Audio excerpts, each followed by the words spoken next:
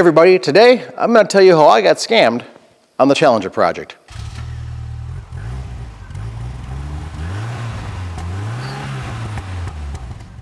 Welcome back everybody, that is right, I got scammed. After being an internet user probably since 1989, yeah I'm old.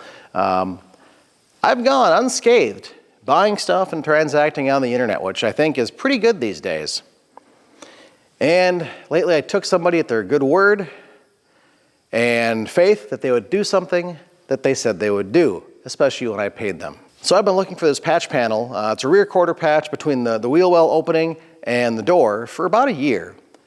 And I finally found one on Facebook Marketplace from a local person when all the other vendors in the area or around everywhere, Jegs, Summit, Classic, AMD, have all stopped listing them for availability, even back order or wait list. This has been going on since last May.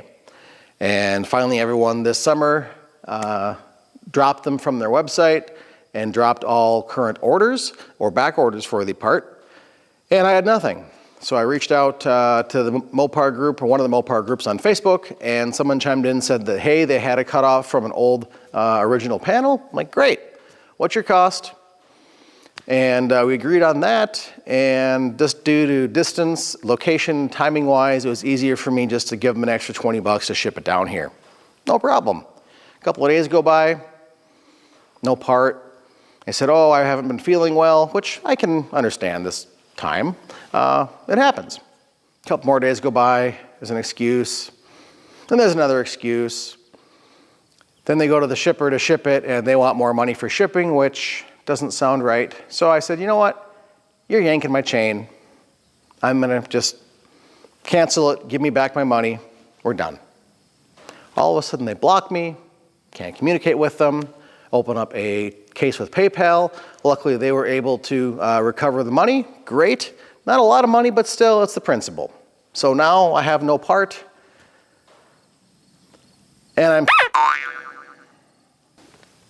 So here's the part I'm missing, or well, missing the good part of, is between the wheel well opening and the door.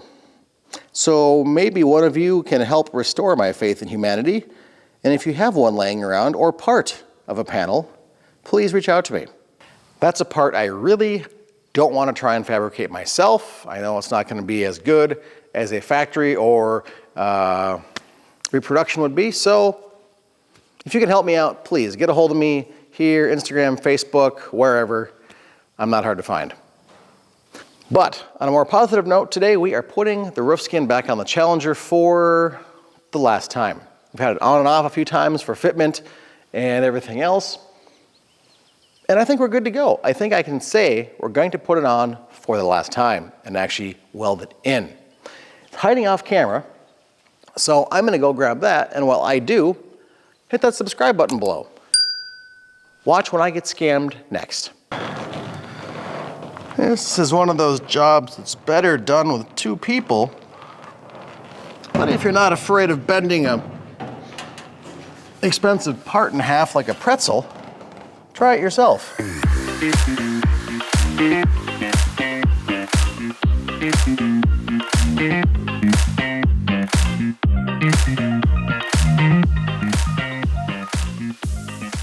There we go, the roof is on, we're done, on to the next project. No? Okay.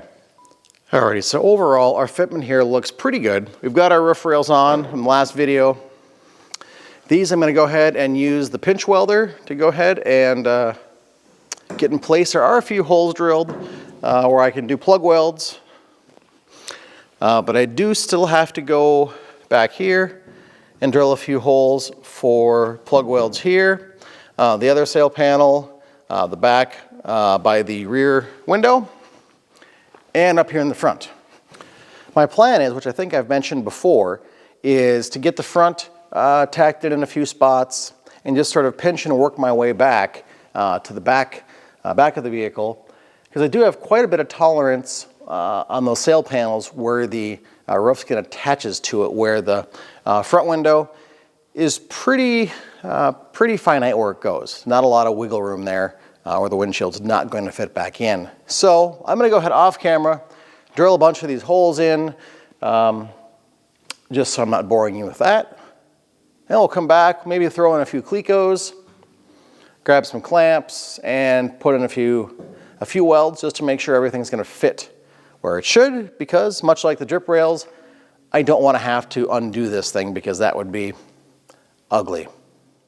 Okay, I've started to get the front edge tacked down, or at least clamped down. So what I want to do with this horrible backlighting is just throw in, I'm going to throw a little weld here, probably one here, and one over here. And then go to the other side of the front. And then I want to put just a pinch or two on either side on the drip rails. And hopefully that's going to allow us to get everything lined up pretty well to go to the back of the car. So let's just get that moving.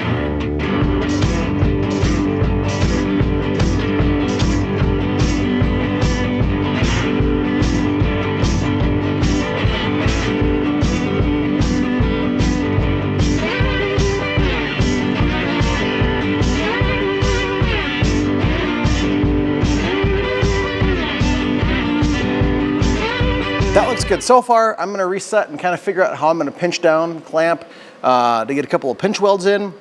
Now what I want to do is try the pinch welder on the sides because that is all brand new metal, and hopefully that's going to get us our best contact and cleanest connection weld between the surfaces. I didn't want to do the pinch welder in the front and the rear over the windows because we're dealing with usually 3 to 4 layers of metal between the top and the bottom, and I didn't think the metal was clean enough to go all the way through and penetrate for a good solid weld. So that's why I wanted to do plug welds on the front and rear and across the sail panel, and hopefully the pinch welds will work on the side on those new drip rails. So we're going to give that a shot. All right, gang, well I just put a couple of quick pinches in here. I need to go adjust the pinch welder just a little bit, get the tips cleaned off because I haven't used it in a while. But I think that's going to look, as long as it stays focused here, I think that's going to look really good. Oh, there's my light. There we go. How close can we get? Yeah. So the fun part for me is I'm going to have to jump back and forth to make sure as we're going down the roof, we're not doing everything over here and possibly shoving anything imperfection that way or vice versa. So I'm going to have to hopscotch between the two, but I'm still only going to put maybe 5 or 6 in here right now just to get a bearing to get this back trimmed in. And then once that is in, then I'm going to come back and just burn everything in and be done with it. We put our tire back on, put it on the ground, cut off the supports I put in there, and get out of this backlighting. But for right now, I've got to get out of here because it's time to go to daycare. So we will come back probably, I don't know, later tonight, tomorrow for you, who knows. We're going to go to the county fair, do some rides with the kids, have a little bit of a family night. So you might see me later tonight, which is like this for you, or you might see me, well, like this anyways. See you soon. We returned. We did the county fair thing with the family. Kids are in bed. I've got a little time. So let's see if we can't get a few more of these welds in. Like I said, I went ahead and put a couple of these little pinch welds in, and I'll probably do that as far back, all the way around. But I'm probably going to put in just a couple of other plug welds along the way just for good measure. This whole thing does get covered with some seam seals, so I'm not terribly worried about how the welds look or matching the whole way down. Airplane. But I just want to make sure it's going to stay on there, but I don't want to have to do a lot of filler and work in this section here. I just want to make sure it's there and on and not going to come back off. So like I said, we're just going to drop into a little time lapse running back and forth, stitching this roof back on. Probably going to get to, I don't know, about here for right now, I think. Otherwise I'll be up too late and spending the night out here. Now I just gotta lug this thing around.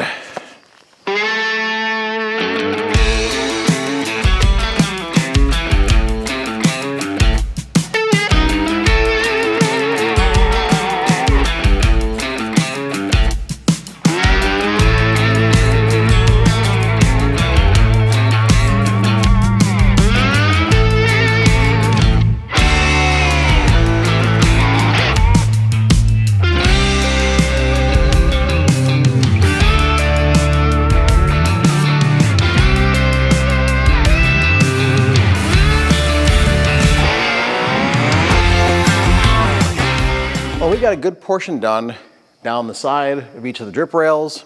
And if you notice, I did leave some bigger spaces in here because I kind of want to get this thing off of the jacks and down another 5-6 inches, where it's going to be a lot easier, to lug that pinch welder around, and I can just see things a little bit better. I don't have a step stool that will, elevate me up now, except for the wife's nice kitchen stool, which I don't think I should use. So, got a little bit of work to do around the back corner with the sail panels. Want to get those edges tacked in, and then we'll go ahead and work on the back above the window. And then I should be able to drop this thing off the jack stands and finish getting it buttoned up. So let me go ahead and do that, because I could sit here and weld on time lapse all night long and you just skip over it. So we'll have a little intermission, come back, and hopefully be wrapping up our last couple of welds into the roof. The next morning. Alrighty, well, as you can see behind me, we have the roof on the Challenger. Now, I've still got a bunch of cleanup to do, little ends to clean up like this here. Got another weld to fill in over here. And I want to get it back on the ground because I need to get these in front on the windshield and then back on the rear window. It's just a pain to try and weld, or I can't really see what I'm doing. So get it back on the tires, get it down 4 or 5 inches so I can see what I'm doing as a fly. But you don't need to see that because that's just more welding, stuff you've already seen. But overall, take a look at this. I think considering it used to have a giant skylight in the middle of it, it looks pretty good. So I got a few areas to go back and touch up with the welds, but by and large it looks pretty decent.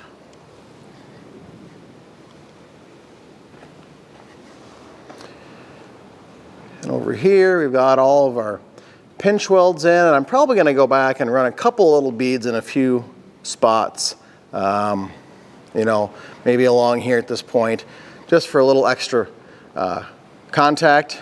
But overall, it looks pretty decent. Now again, this area here, all is going to get hit with filler of some sort and cleaned up. So this is going to be a nice smooth transition into the sail panel, which these are already kind of beat up. But again, taking off this whole panel would have been $1,200 to $1,500 of parts, plus a whole lot of time. And considering I already did all the work on the trunk a couple of months ago, it didn't make sense to undo that when we can fill this in pretty good. And of course, it's going to be covered in vinyl, so no one is going to see that. Everything lined up pretty good. There were a few tight spots. And I ended up taking some self-tappers to run in here just to help hold that curve as I went around. Because once I started getting this end put in, this side I want to kind of flop out. But overall, it fits in there really well, I think. Not really sure you can see it underneath here. There you go. But our center support, that actually fits in pretty well where it should go. I've just got to massage it around a little to get some panel bond in there. And then that's going to be done. And like I said before, there is probably a half dozen little spots to tweak and fill for this whole roof project, and then we'll be done with that until paint. But hey, at least we've got a good material on top now. It's protected. I'm going to take these sail panel areas, clean them up a hair more, and throw some of that Eastwood rust encapsulator converter on it. So when I do start doing more metal work or body work on it, I'm not dealing with anything crusty, nasty underneath. So next we're going to come back in the next video and finish up this happy little mess over here. Like I said, we've got this panel to put back on. That's fit, ready to go. But this area here has been pushed in, so I need to grab my stud gun and kind of pull everything out a little bit. And I figure it's going to be better to do that before I put this panel on, right there, just because I don't want to try and move more metal than I have to. So that's where we're sitting with this project. I'm going to call this one to an end. I'm hoping to try and make some episodes that are a little less than a half hour long, Some probably will be, but I want to try and keep attention and get more of you engaged. So hopefully this has done that, and again, maybe it's helped you on a project you're working on, or you can look at it and go, well, that guy's an idiot, he did that wrong. Comment, what did I screw up? Let me know before it's in primer. Anyways, thanks for watching. We'll see y'all real soon. Bye-bye.